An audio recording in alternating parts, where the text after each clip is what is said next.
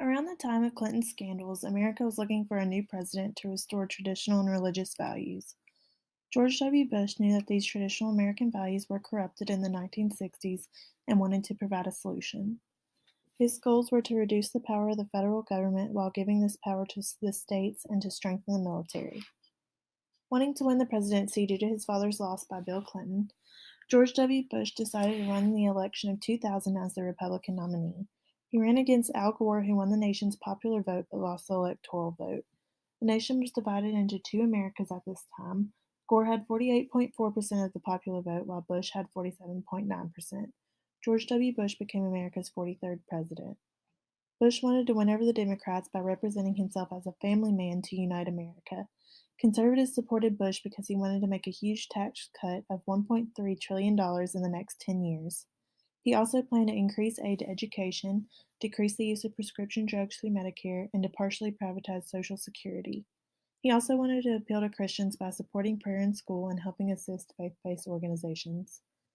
No Child Left Behind was also enacted in 2002, which gave assistance to poor children if their progress in school improved.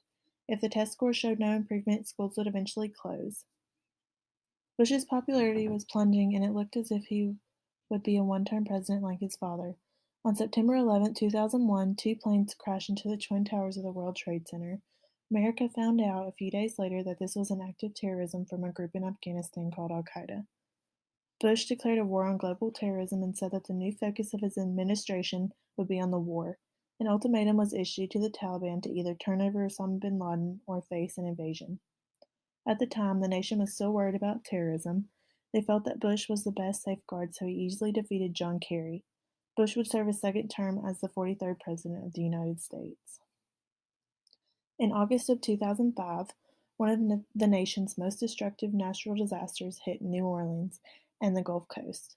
This disaster would be known as Hurricane Katrina. There was a mandatory evacuation, but some people were too poor to go anywhere.